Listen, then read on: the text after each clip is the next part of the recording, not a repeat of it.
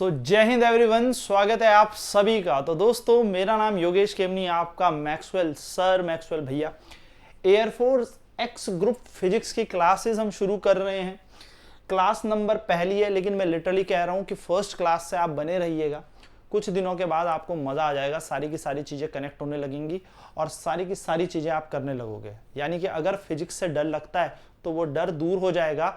हम सारे previous year कर लेंगे, हम हर तरीके का क्वेश्चन चेक कर लेंगे आपके एग्जाम में, जो आपको पास करवाएगा ही करवाएगा, कट ऑफ क्लियर करवाएगा ही करवाएगा। तो चैप्टर का नाम है यूनिट एंड मेजरमेंट, मात्रक व मापन। सबसे पहला चैप्टर हमारे पास है। इसको निपटाने के बाद एरर एनालिसिस, त्रुटि विश्लेषण भी हम करेंगे। तो दोनों लैंग्वेजेस में हम इसको लेके चलेंगे, हिंदी माध्यम में भी और इंग्लिश मीडियम में भी। ठीक है, तो दोनों चीजों में हम इसको लेके चलेंगे। तो एक्स ग्रुप में जैसा कि आप जानते हो दोस्तों, फिजिक्स हमारे पास 25 मार्क्स की आती है। कट ऑफ इसकी 10 से 12 ही जाती है, लेकिन बच्चे 10 से 12 नंबर भी नहीं ला पाते। तो इसलिए मैं कह रहा हूं कि हम इस तरीके से प्रिपेयर करेंगे कि कम से कम हमारे 18 से 20 क्वेश्चन तो बनेंगे तो 25 में से 25 भी, लेकिन हम कम से कम जो 12 नहीं बन पाते थे, जो 10 क्वेश्चन हमसे नहीं बन रहे हैं, हम 20 क्वेश्चन तक तो बनाएंगे। हम इतनी मेहनत करेंगे, मतलब हम पूरी मेहनत करेंगे कि 25 में से 25 आ जाए, लेकिन आपकी मेहनत ऐसी होगी कि 20 तो उस टाइम लिमिट के अंदर मैं निकाल ही दूं। टाइम भी तो होता है, क्योंकि टाइम भी तो एक कॉम्पिटिशन एग्जाम में मेजर रोल प्ले करता है। तो चलिए दोस्तों, आज हम बात कर रहे हैं मात्रक व मापन की। बेसिक से शुरू करूंगा, एकदम मजा आ जाएगा कि भैया कहां से कहानी शुरू होती है। तो दोस्तों, अगर मैं बात करूं फिजिक्स की, तो फिजिक्स होती क्या है। सबसे पहली बात कि भौतिक विज्ञान है क्या। तो अगर हम साइंस की बात करें तो साइंस में विभिन्न ब्रांचेज हैं, बहुत सारी शाखाएं हैं विज्ञान की। जैसे केमिस्ट्री भी आप देखते होंगे, बायोलॉजी भी आप देखते हो, ऐसे बहुत सारी मिलती है।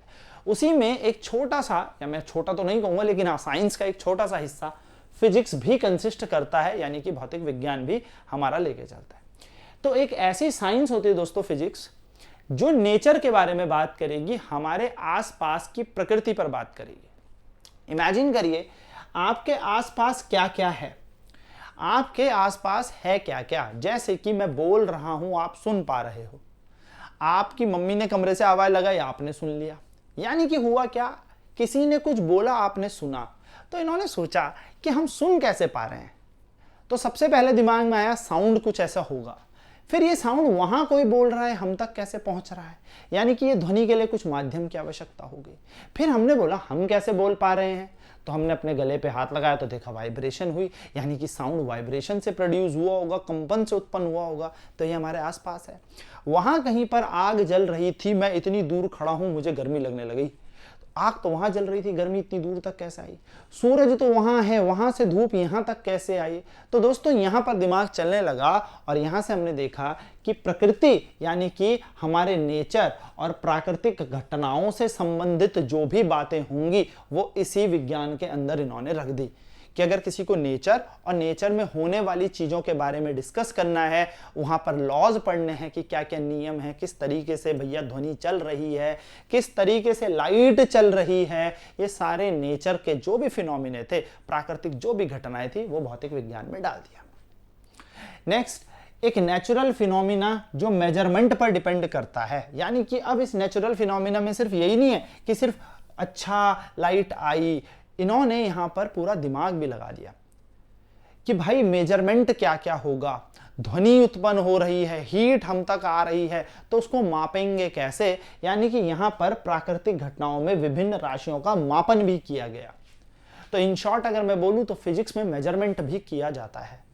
तो फिजिक्स क्या है, एक ऐसी साइंस जिसमें हम नेचर या नेचर से संबंधित चीजों पर बातें करते हैं, यानी कि प्रकृति या प्रकृति से रिलेटेड जो भी चीजें हैं हम उन पर चर्चा करेंगे, साथ ही साथ उनका मेजरमेंट भी करेंगे, उनका मापन भी करेंगे। जैसे एक एग्जाम्पल आपके सामने मैंने यहाँ पे दिया है। तो एक एग्जाम्पल है कि body release freely from a height. इसको मैंने एक ऊंचाई से छोड़ दिया, अब ये तो नीचे ही आ रही है। क्यों आ रही है, ग्रेविटी से आ रही है। कितनी ग्रेविटी इस पे लग रही होगी, कितने टाइम पे ये नीचे गिरेगी, कितने वेग से ये नीचे गिरेगी, कितनी स्पीड में ये नीचे आएगी, ये सारी चीजें कहाँ पढ़ने वाले हो, फिजिक्स में। यानी कि एक बॉडी को फ्रीली फॉल किया आपने किसी हाइट से, अर्थ के पास यानी कि पृथ्वी पर छोड़ दिया, तो ये एक नेचुरल फिनोमिना है। भाई छोड़ दिया तो नीचे ही जा रही है, ये एक प्राकृतिक घटना ही तो है। पर इस प्राकृतिक घटना में हमें क्या निकालना है, हमें टाइम निकालना है, हमें वेग निकालना है, इत्यादि बहुत सारी चीजें निकालनी है, यानी कि मेजरमेंट करना है। तो हम प्राकृतिक घटनाओं का अब मापन कर रहे हैं। यानी कि हम नेचर में होने वाली जो चीजें हैं, जो नेचुरल फिनोमिना है, उसका मेजरमेंट करेंगे। तो किसी साइंस में तो करना है, तो वो इन्होंने बोल दिया फिजिक्स। ठीक है, तो स्वतंत्र रूप से छोड़ी गई किसी वस्तु को पृथ्वी पर गिरती है, तो ये तो एक प्राकृतिक घटना है, लेकिन हमें गिरने का समय निकालना है, हमें गिरने का वेग निकालना है, इन सब की गणना करनी है। तो ये हमारे पास प्राकृतिक नहीं, हम यहाँ पर मेजरमेंट खुद दिमाग में लगाएंगे, खुद मेजरमेंट करेंगे इस प्रकृति को देखकर कि अच्छा ये इस तरीके से हो रहा है। तो मैं यहाँ पर एक शॉर्ट में लिख सकता हूँ कि जो फिजिक्स है वो एक साइंस है मेजरमेंट की, यानी कि भौतिक विज्ञान एक मापन की विज्ञान है। इस तरीके से आप लेके चलो, यानी कि फिजिक्स में मेजरमेंट भी होती है, लेकिन मेजरमेंट ऐसे नहीं किसी भी चीज की हम कर रहे हैं, मेजरमेंट सिर्फ उन चीजों की हम कर रहे हैं जिनको प्राकृतिक यानी कि जो नेचर में हमारे है। ठीक है, सिंपल सा एक इंट्रोडक्शन आपको याद रखना है। नाउ जब फिजिक्स शुरू हुई तो कुछ क्वांटिटीज पर बातें हुई दोस्तों।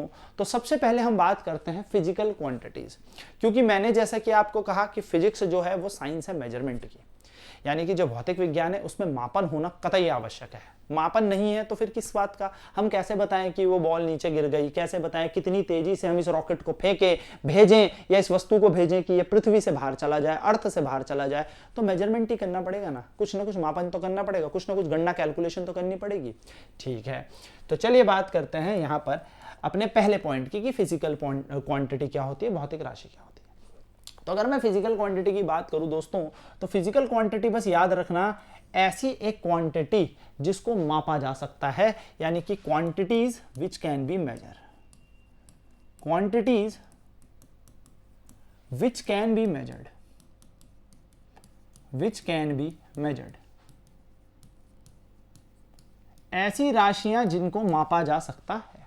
ठीक है, यानी कि मैं क्या कहूंगा, वह राशियां, नोट्स बना के चलना, अपनी कॉपी पेन लेके चलना, वह राशियां जिन्हें मापा जा सकता है, जिन्हें मापा जा सकता है, वह राशियां जिन्हें मापा जा सकता है। ठीक है, तो ऐसी कौन सी राशियां थी जिन्हें मापा जा सकता था, उन्हें बोला गया भौतिक राशि। तो फिजिकल क्वांटिटीज क्या होगी, जिन्हें मापा जा सकता है। जैसे एग्जाम्पल के तौर में दोस्तों, आप क्या लंबाई को माप सकते हो, सोचो आप कितने लंबे हो, आप अपनी लंबाई नाप लोगे। आप कितना भागते हो, आप उस दूरी को नाप लोगे। आपने कितने समय पे वो दूरी निर्धारित की, यानी कि वो डिस्टेंस आपने कितने टाइम में ट्रेवल किया, वो आप नाप सकते हो। आप कितनी तेजी से भागे, आपकी स्पीड आप नाप सकते हो।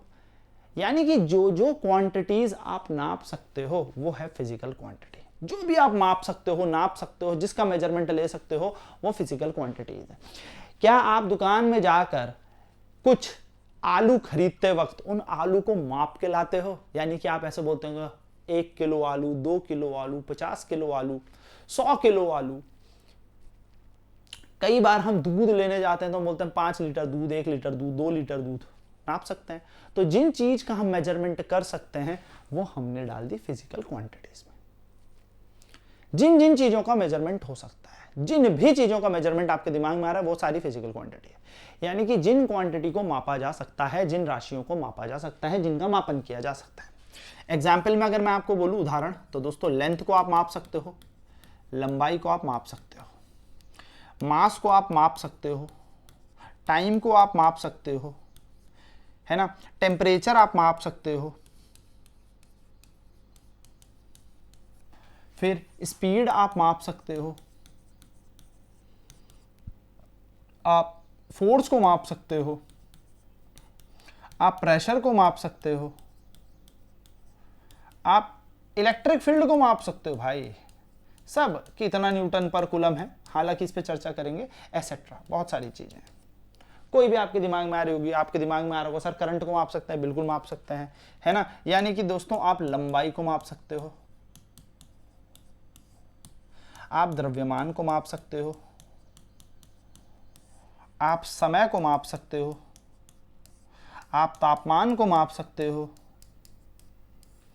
आप चाल को माप सकते हो, आप बल को माप सकते हो, आप प्रेशर यानी कि दबाव को माप सकते हो या दाब को माप सकते हो,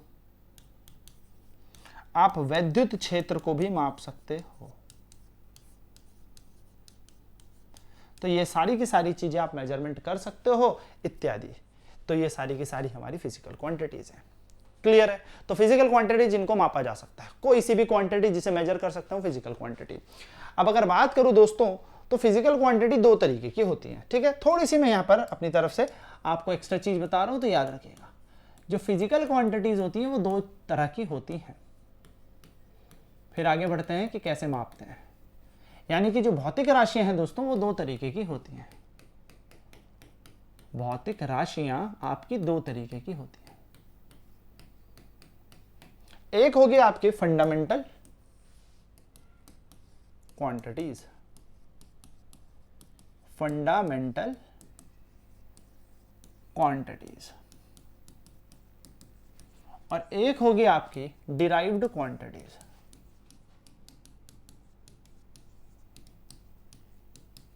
एक होती है आपकी फंडामेंटल क्वांटिटीज, एक होती है डिराइव्ड क्वांटिटीज। यानी कि एक होगी आपकी मूलभूत या मूल राशियां, मूल राशियां, और एक होगी दोस्तों आपके पास व्युत्पन्न राशियां।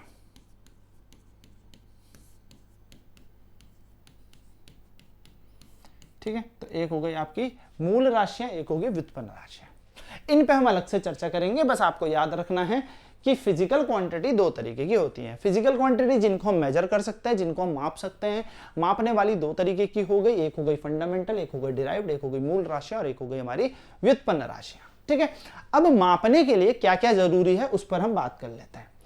तो to express measurement of any physical quantity, किसी भी भौतिक राशि को अगर आपको मापना है और माप के व्यक्त करना है, किसी को बताना है, तो आपको भैया दो बातों का उल्लेख करना आवश्यक है। दो चीजें लिखी हुई होनी चाहिए।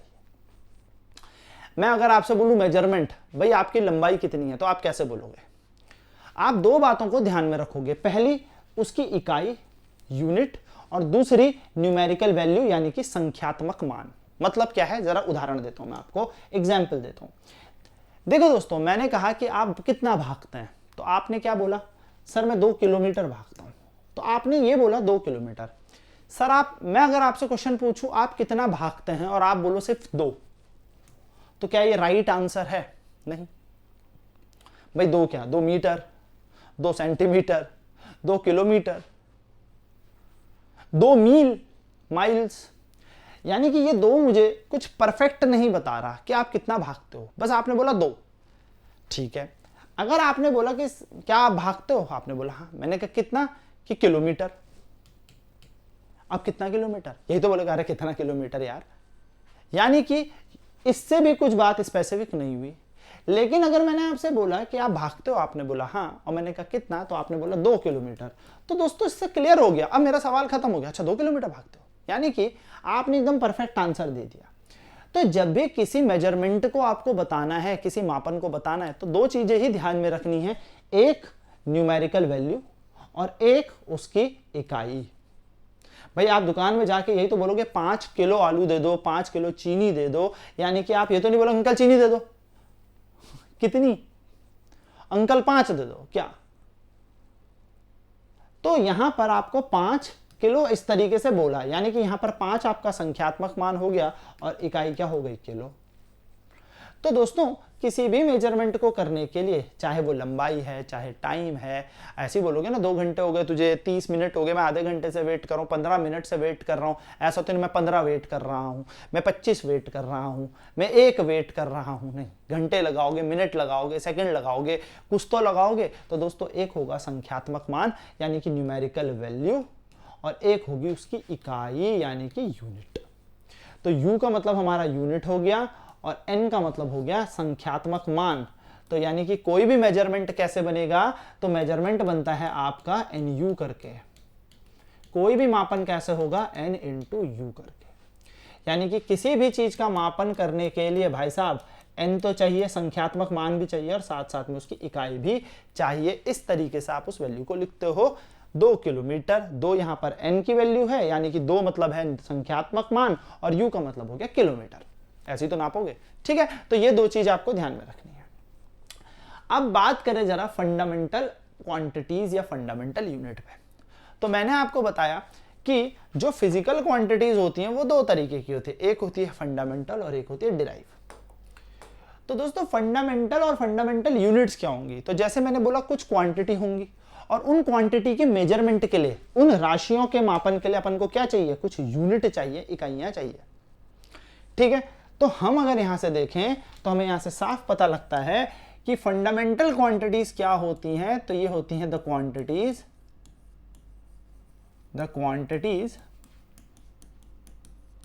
which are independent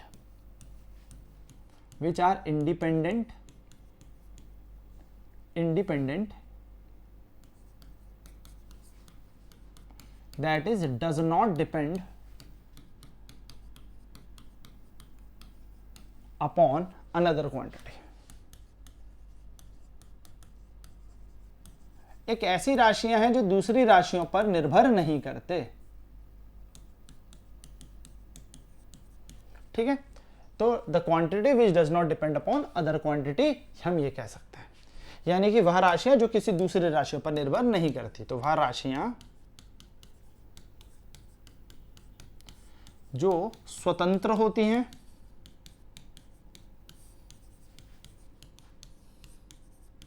यानी यह राशियां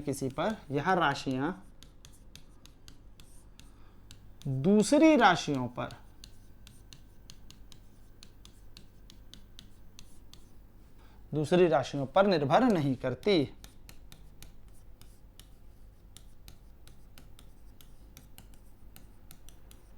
ठीक है, तो ये हमारी कौन सी हो गई, ये फंडामेंटल हो गई। अब ये होती हैं दोस्तों, ये क्वेश्चन पेपर में आता है कि फंडामेंटल क्वांटिटीज कितनी टाइप की होती हैं। ठीक है, फंडामेंटल क्वांटिटीज कितने टाइप की होती हैं, तो हम लिखेंगे देयर आर 7 फंडामेंटल क्वांटिटी, 7 होती हैं। ये क्वेश्चन आपका PYQ है, पेपर में आया हुआ है। देयर आर 7 फंडामेंटल क्वांटिटीज, यानी कि मूल राशियां कितनी होती हैं, तो मूल राशियां 7 प्रकार की होती हैं, या मूलभूत राशियां 7 प्रकार की होती हैं। ठीक है, तो मूलभूत राशियां 7 प्रकार की होती हैं। अब दोस्तों अगर कोई राशि है तो उसको मापन किया जा सकता है, भाई क्वांटिटी है तो उसका मेजरमेंट किया जा सकता है, क्योंकि फिजिकल क्वांटिटी के अंदर ही टाइप है एक फंडामेंटल है, तो इसका भी मेजरमेंट किया जा सकता है। मेजरमेंट किया जाता है तो 2 चीजें जरूरी हैं, एक न्यूमेरिकल वैल्यू, दूसरी उसकी यूनिट। तो अगर फंडामेंटल क्वांटिटी 7 हैं तो 7 ही फंडामेंटल यूनिट भी होंगी। तो हम यहां पर एक साथ इन चीजों को याद कर लेते हैं, क्योंकि आपसे क्वेश्चन बनते हैं। तो भैया पहली चीज हम यहां पे लिखेंगे फंडामेंटल क्वांटिटी, मूल राशि। ठीक है दोस्तों, यहां पर लिखेंगे हम एक तरफ फंडामेंटल क्वांटिटी, आपको याद रखनी है ये फंडामेंटल क्वांटिटी। यहां पर हमने क्वांटिटी लिखी और इधर लिखेंगे हम फंडामेंटल यूनिट। यूनिट क्या होती है, जिससे हम मेजरमेंट करते हैं, जो मेजरमेंट करने के काम आती है। यानी कि यहां पर आया हमारा मूल राशि, है ना, हमें याद भी ऐसे रखना है। और इधर आएगा इस राशि को मापन करने वाला मूल इकाई, इसकी इकाइयां। तो फंडामेंटल क्वांटिटी मूल राशि और उधर आ जाएगा मूल इकाई। तो चलो जरा बात करते हैं इसमें फटाफट। तो दोस्तों फंडामेंटल क्वांटिटी में सबसे पहली क्वांटिटी होती है, 7 होती है ना, तो 7 में सबसे पहले होती है लेंथ यानी कि लंबाई।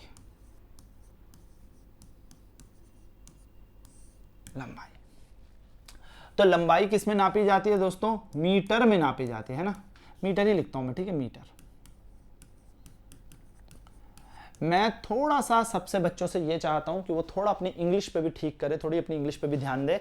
ठीक है, क्योंकि इंग्लिश बहुत इंपॉर्टेंट है यार, आपको पता है आपका जीडी वीडियो को उसमें इंग्लिश बड़ी इंपॉर्टेंट है, तो इंग्लिश याद रखनी है आपको। ठीक है, तो लंबाई की यूनिट हो गई मीटर। दूसरी, अब आते हैं बात करते हैं, दूसरी होती है लेंथ, फिर होता है मास यानी कि द्रव्यमान।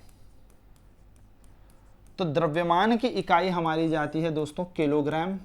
सभी जानते हैं किलोग्राम में द्रव्यमान नापा जाता है, किलोग्राम। कैसे बोला जाता है, केजी, इसको सिंबलाइज करने के लिए है। तीसरा होता है दोस्तों हमारे पास टाइम यानी कि समय की इकाई होती है सेकंड। तो 3 हमारे पास यहां पर हो गए। ठीक है, चौथे की बात करेंगे अब हम, तो फिर से फंडामेंटल क्वांटिटीज हम इधर लिख रहे हैं। तो चौथा हमारे पास आता है टेम्परेचर। टेम्परेचर यानी कि तापमान। तापमान, तापमान की इकाई होती है केल्विन। ठीक है, तो ये बात याद रखना, केल्विन, डिग्री सेल्सियस मत लिख के आ जाना पेपर में, केल्विन। नेक्स्ट होता है इलेक्ट्रिक करंट। इलेक्ट्रिक करंट जिसको हम विद्युत धारा या वैद्युत धारा कह लेते हैं। वैद्युत धारा, वैद्युत धारा की इकाई होती है एम्पियर। याद रखनी है, हाँ बिल्कुल रखनी है। छठा होता है हमारे पास amount of substance. Amount of substance, amount of substance की मोल हमारे पास होती है, मोल। ठीक है, क्या बोलते हैं इसे? पदार्थ की मात्रा। पदार्थ की मात्रा कितने हो गए दोस्तों? 6 ना। 7वां होगा आपके पास ल्यूमिनियस इंटेंसिटी। ल्यूमिनस इंटेंसिटी यानी कि इसको हम कहते हैं ज्योति तीव्रता, और इसकी इकाई जाती है कैंडेला। ठीक है, मैं इसके लिए हिंदी में भी लिख देता हूं, कैंडेला। ठीक, तो ये बन गई हमारे पास 7। मुंह जुबानी याद होनी चाहिए, याद कर भी लो। Length, mass, time, temperature, electric current, amount of substance and luminous intensity. लंबाई, द्रव्यमान, समय, विद्युत धारा, तापमान, पदार्थ की मात्रा और ज्योति तीव्रता। इकाइयों की बात करें तो लंबाई की मीटर हो गई, मास की हो गई किलोग्राम, टाइम की, समय की सेकंड। अगर टेम्परेचर की बात करें तो केल्विन, जो कि इंपॉर्टेंट है, डिग्री सेल्सियस मत लिख देना। इलेक्ट्रिक करंट की एम्पियर, अमाउंट ऑफ सब्सटेंस की मोल, और ल्यूमिनस इंटेंसिटी, ज्योति तीव्रता की कैंडेला। ये हमारे है। तो टोटल 7 फंडामेंटल क्वांटिटीज होती हैं। आपकी बुक में 2 लिखा होगा, वो सप्लीमेंट्री यूनिट्स होंगी, उनके बारे में अलग बात करेंगे सप्लीमेंट्री क्वांटिटीज पे। ठीक है, तो कुल कितनी हो गई? 7 हो गई। ठीक है, तो मैं फिर बता दूं फंडामेंटल क्या होती हैं, जो बिल्कुल किसी पे डिपेंड नहीं करती, यानी कि ये किसी पे निर्भर नहीं करती, इनका अपना ही वजूद है, और ये हमें यूनिट के साथ याद रखनी है। क्वेश्चन कैसे बनता है, थोड़ा दिमाग चलाना बता देता हूं। 3 राशियां लिखी होंगी, ये चौथी लिखी होगी कोई और, आपसे बोल देगा बताओ कौन सी इसमें से फंडामेंटल नहीं है। 3 राशियां लिखी होंगी मूलभूत, और चौथी लिख दी होगी, चलो मान लो व्युत्पन्न। व्युत्पन्न ही लिखेगा और बोल देगा इसमें से कौन सी व्युत्पन्न राशि है, तो वो ढूंढना पड़ेगा। कौन सी इसमें से मूलभूत है, वो ढूंढना पड़ेगा। कौन सी इसमें से मूलभूत नहीं है, वो ढूंढना पड़ेगा। तो आपको इस तरीके से क्वेश्चन करेंगे। प्रैक्टिस सारे क्वेश्चन हम लोग करेंगे, पर फिर भी आप लोग भी प्रैक्टिस करते चले। नेक्स्ट बात करते हैं फिजिकल क्वांटिटी में ही दूसरी क्वांटिटी, जिसका नाम है डिराइव्ड क्वांटिटीज। तो डिराइव्ड क्वांटिटीज यानी कि व्युत्पन्न राशियां बच्चों किसी पे डिपेंड नहीं करती थी, फंडामेंटल किसी पे डिपेंड नहीं करती थी, मूलभूत किसी पर निर्भर नहीं करती, अब ये निर्भर करेंगी। यानी कि these quantities will depend upon fundamental quantities. तो ये फंडामेंटल क्वांटिटीज पर डिपेंड करती हैं। यानी कि ये किस पे डिपेंड करती है? मूल राशियों पर निर्भर करती हैं। यानी कि व्युत्पन्न राशियां मूल पर निर्भर करती हैं। मूल नहीं तो मैं नहीं, फंडामेंटल अगर नहीं होती तो डिराइव्ड होती ही नहीं। यानी कि हम कह देंगे इन्हें कि those quantity will depend upon fundamental quantity, यानी कि वह राशियां जो मूल राशियों पर निर्भर करती हैं। वह राशियां जो मूल राशियों पर निर्भर करती हैं, तो ये डिपेंडेबल है। ठीक है, एग्जाम्पल अगर मैं आपको दूं दोस्तों, एरिया, क्षेत्रफल। अब अगर आपने सबसे आसान क्षेत्रफल बचपन में पढ़ा होगा तो आपने एक ही चीज पढ़ी होगी, लंबाई गुणा चौड़ाई, भाई लेंथ इनटू ब्रेथ। रेक्टेंगल यानी कि अगर मैं बोलूं तो एक रेक्टेंगल का एरिया है ना, आयतकार बोल सकते हैं, उसका एक हमारा क्षेत्रफल होता है। तो रेक्टेंगल को अगर हम बोले तो लेंथ इनटू ब्रेथ। अब दोस्तों लेंथ क्या है? लंबाई की इकाई मीटर है, ब्रेथ की इकाई भी मीटर है, चौड़ाई की भी, तो ये मीटर का स्क्वायर बन गया। अब सोचो अगर एक लंबाई नहीं होती, यानी कि लंबाई जैसा कोई कॉन्सेप्ट ही नहीं होता, चौड़ाई जैसा कोई कॉन्सेप्ट ही नहीं होता, तो क्या कभी एरिया बनता? नहीं। यानी कि ये भी फंडामेंटल है, ये भी फंडामेंटल है, दोनों के दोनों मूल राशियां हैं। अगर लंबाई होती ही नहीं, चौड़ाई होती ही नहीं, तो कभी भैया एरिया भी नहीं बनता। दूसरा एग्जांपल देता हूं दोस्तों, आपने इसका फॉर्मूला बहुत पढ़ा होगा, स्पीड, चाल। तो चाल बराबर क्या होता है, डिस्टेंस अपॉन टाइम। पढ़ेंगे भी हम इसको, टेंशन ना लो, सारे के सारे कॉन्सेप्ट पढ़ेंगे इसके। दूरी बटा समय, दूरी बटा समय। तो दूरी क्या है, लंबाई, समय क्या है, टाइम। लंबाई और समय कहां देखा था, पढ़ो जरा देखो, लंबाई और समय कहां देखा है, फंडामेंटल पे। यानी कि डिराइव्ड तभी बन पाई जब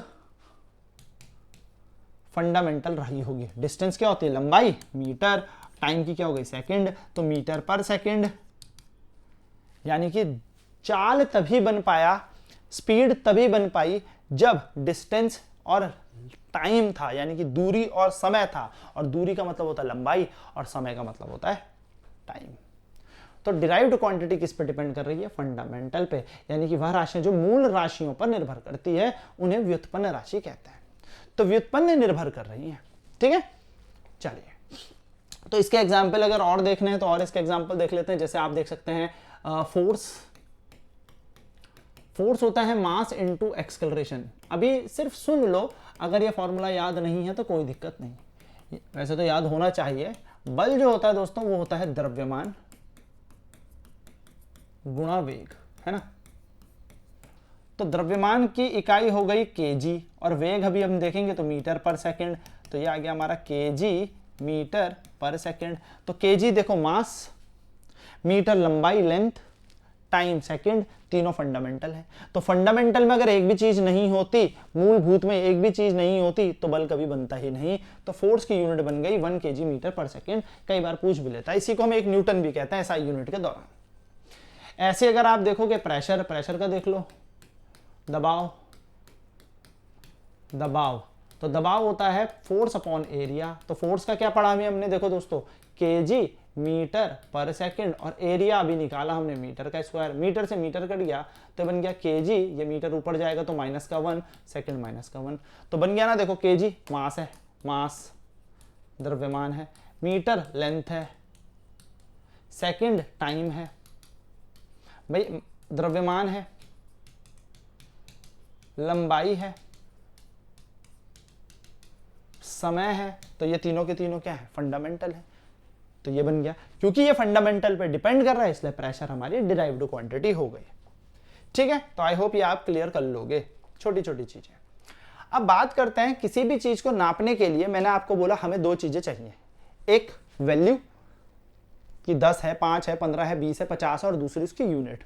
तो दोस्तों यूनिट के लिए ना हमारे पास कुछ प्रणाली बनाई गई, यानी कि यूनिट के लिए भी एक तरीका बनाया गया। तो जिसमें मात्राओं की प्रणाली में सबसे पहली है सीजीएस सिस्टम, सीजीएस। जब लंबाई को, लेंथ को सेंटीमीटर पे नापा जाए, सेंटीमीटर, तो बनता है सी, सी मतलब सेंटीमीटर।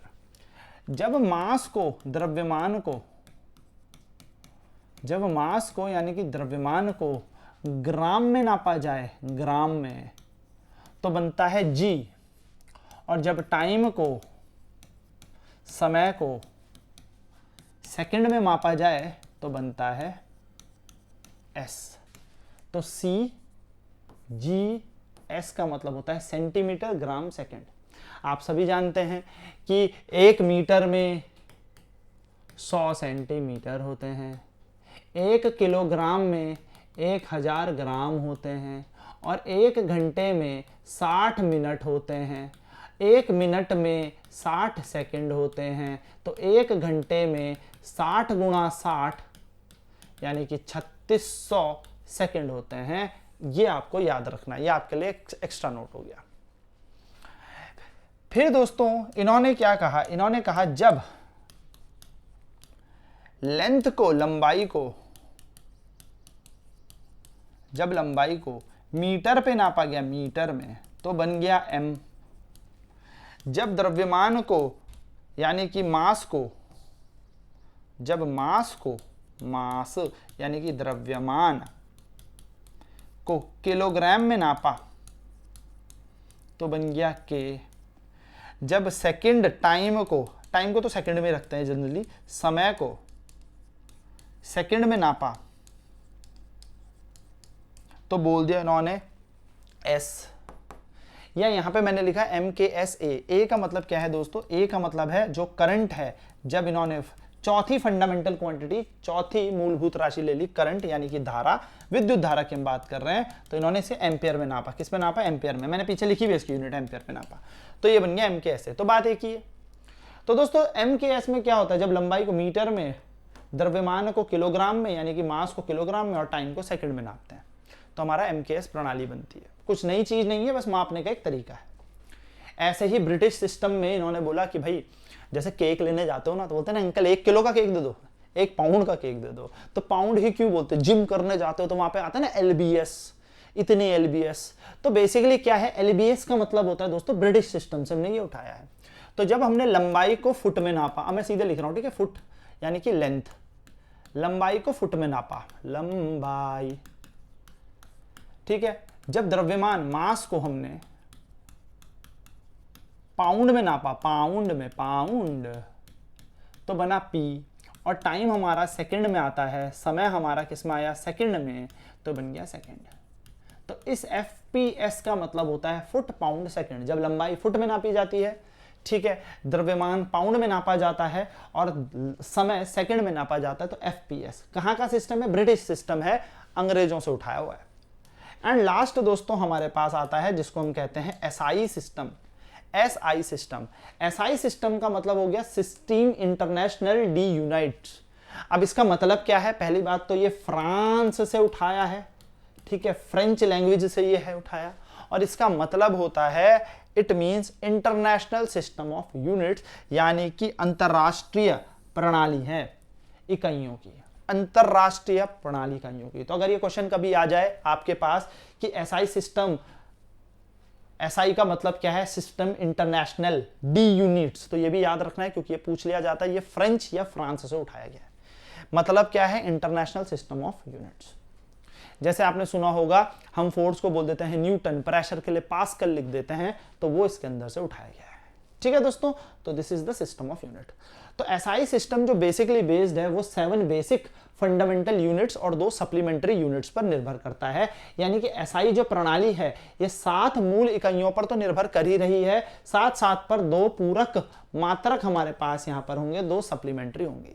7 फंडामेंटल तो वही है, length, mass, time, temperature, electric current, amount of substance, luminous intensity, लंबाई, द्रव्यमान, समय, विद्युत धारा, तापमान, ज्योति तीव्रता और पदार्थ की मात्रा। तो ये 7 तो वही हैं। ये 2 सप्लीमेंट्री यूनिट होती है प्लेन एंगल और सॉलिड एंगल, यानी कि समतल कोण और ठोस कोण। तो प्लेन एंगल पर थोड़ी सी बात कर लेते हैं कि प्लेन एंगल क्या होता है। तो दोस्तों अगर हम प्लेन एंगल को देखेंगे तो plane angle is generally circle में हम इसको देखते हैं, यानी कि समतल कोण देखा जाता है 2D फिगर्स के अंदर, यानी कि 2 विमाओं या 2 विमा में कोई चित्र है, आकार है, उसके अंदर सेंटर पे आप हो और भैया ये और ये आपका क्या होता है, रेडियस, क्योंकि 2D फिगर में भी मैं क्या कंसीडर कर रहा हूं, सर्कल यानी कि वृत्त। तो अगर वृत्त में आप देखोगे तो आप एक कोने से दूसरे कोने पर भाग के कुछ आर्क कवर करते हो। भैया आप यहां से भागे, यहां पहुंच गए, तो ये एक आर्क कवर हुआ है। भैया आप यहां से भागे, यहां पहुंच गए, तो ये जो एक आर्क आपने कवर किया, ये जो चाप में आप भागे, आधा चाप, फिर चाप, फिर चाप, तो एक चक्कर पूरा हो जाएगा, ठीक है। तो ये जो आर्क आपने लिया, आर्क यानी कि चाप आपने लिया, ये इन दोनों की दोनों त्रिज्याओं के साथ जो कोण बना रहा है इसको कहते हैं हम समतल कोण। तो समतल कोण के लिए अभी हम एक फॉर्मूला याद कर लेते हैं कि इसको निकाला जाता है angle equal to arc upon radius, यानी कि कोण बराबर चाप बटे त्रिज्या। तो सर यहां पर एंगल कितना है, थीटा, आर्क कितना है, एस, और रेडियस कितना है, आर। तो theta equal to S by R. अब कायदे से देखोगे तो इसकी कोई यूनिट नहीं, क्यों, क्योंकि यहां से यहां गए होंगे तो मीटर में ही भागे होंगे, और जो रेडियस रहा होगा वो भी मीटर में होगा, तो मीटर बटा मीटर तो कट जाएंगे। तो दोस्तों इसके लिए हमने एक यूनिट यूज की जो हेल्प दे इसे, वो है रेडियन। सिर्फ एक हेल्पफुल यूनिट हमने यहां पर दे दी, रेडियन, जबकि इसकी एक्चुअली कोई यूनिट ही नहीं है, मीटर सेंटीमीटर है ही नहीं फंडामेंटल जैसी कोई चीज, पर रेडियन हमने इसकी यूनिट दे दी। तो अगर कभी गलती से याद आए कि प्लेन एंगल की यूनिट क्या होती है, समतल कोण की इकाई क्या है, रेडियन, यूनिट क्या हो गई, रेडियन, यूनिट यानी कि इकाई। ठीक है, तो ये है एक समतल कोण। इस पर चर्चा करेंगे, रेडियन को कैसे डिग्री पे बदलते हैं वो मैं बताऊंगा, ठीक है, मेजरमेंट पे जब हम आएंगे। नेक्स्ट है सप्लीमेंट्री यूनिट्स, यानी कि पूरक मात्रक। तो सॉलिड एंगल या ठोस कोण की बात करें दोस्तों, अगर एक 3D फिगर है, 3D फिगर, जैसे आप ले लो स्पेयर, एग्जाम्पल में स्पेयर ले लो। स्पेयर यानी कि गोला, गोला और वृत्त अलग होता है दोस्तों, ठीक है, वृत्त का मतलब सर्कल, गोले का मतलब स्पेयर है। ये लो, ये बना दिया। तो मान लो मैंने सेंटर पे और ऐसे कुछ एरिया उड़ा दिया, ऐसे समझो एक तरबूज है, तरबूज, इमेजिन तरबूज, मैंने चक्कू मारा, कर कर कर कर और बीच से निकाल लिया उसे बाहर। यानी कि जब मैंने इसे बीच से बाहर निकाला तो दोस्तों ये कुछ ऐसे निकलेगा, बोलो, कुछ कोन जैसा, कुछ कोन जैसा, हाँ या ना, कुछ कोन जैसा। जैसे मान लो दोस्तों ये मेरे पास एक पेपर है, ठीक है, और मैं इसको फोल्ड करता हूँ, पॉपकॉर्न ले लो, पॉपकॉर्न, ए भैया चने ले लो, चने वाले भैया होते हैं ना, चने बेच रहे होते हैं, ठीक है, तो हम भी उन्हीं की तरह आज चने बेचने वाला बना देते हैं, कुछ लगभग लाइक दिस, ऐसी तो होता वो, है ना, थोड़ा बड़ा कर लेते हैं, ऐसे ऐसे ऐसे, यही तो है वो, ऐसे तो दिख रहा हो, है ना, निकाला मैंने। तो ये जो कोण यहां पर बन रहा है, देख पा रहे होंगे अंदर, यहां पर जो ये कोण बन रहा है, ये अंदर, ये जो एंगल यहां पर बन रहा है, ये एंगल, ठीक है, देख पा रहे हो, ये जो एंगल यहां पर बन रहा है, ये दिस इज सॉलिड एंगल। और ये किस पे बन रहा है भैया, रेडियस तो है, किसी एरिया पे बन रहा है।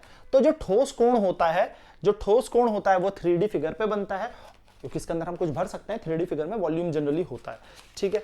ये जो एंगल यहां पर बना, ये हमारा सॉलिड एंगल है, यानी कि इसको हम बोलते हैं दोस्तों छोटा सा एंगल डी ओमेगा, जो किस पे बन रहा है, छोटे से एरिया डी ए पर, डिस्टेंस है आर। देखो फिजिक्स में डी का मतलब बहुत ही छोटी चीज होती है, ठीक है। तो ये बन गया, अगर मैं इसको जूम करके दिखाऊं, ये है वो एरिया, ये है वो एंगल, ये है वो दूरी, ये है त्रिज्या।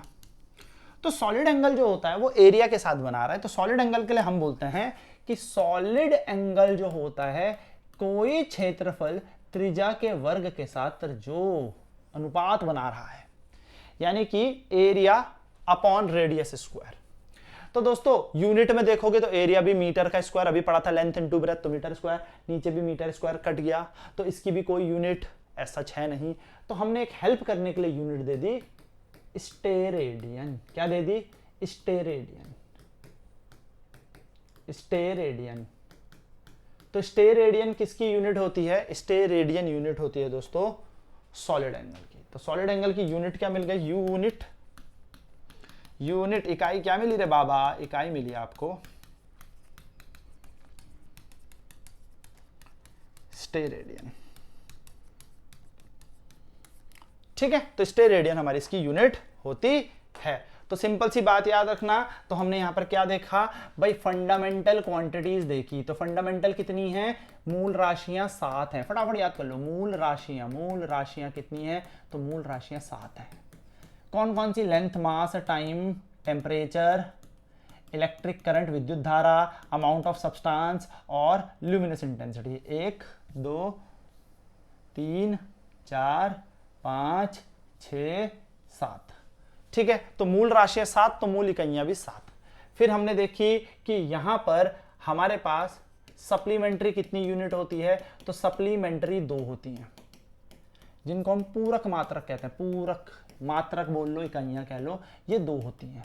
कौन कौन सी, एक होती है हमारे पास प्लेन एंगल, एक होती है सॉलिड एंगल, समतल कोण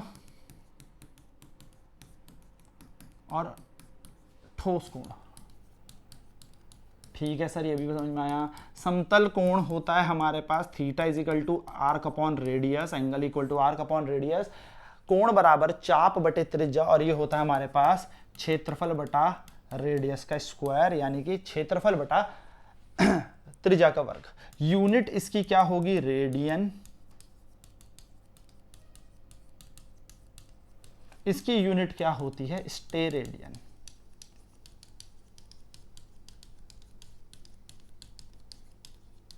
कैसे दर्शाते हैं, एस आर से। कैसे दर्शाते हैं, छोटे आर ए डी से। तो दोस्तों ये यहां पर याद रखना, क्वेश्चन पूछा जाता है हाउ मेनी फंडामेंटल क्वांटिटीज, तो 7 होती हैं, 9 मत कर देना, ये 2 अलग हैं, ये पूरक मात्रक है, और पूरक कितनी है, तो 2 हैं। ठीक है, तो दोस्तों this was all about today's class. I hope आपको समझ में आया होगा। अब नेक्स्ट क्लास में जितना हमने आज तक का डेटा पढ़ लिया, इस पर क्वेश्चन करेंगे ताकि आपको मजा आ जाए। तो दिस वाज ऑल। धीरे धीरे हम सारा का सारा सिलेबस निपटा लेंगे A to Z कॉन्सेप्ट के साथ, फटाफट की सारी चीजें करनी है।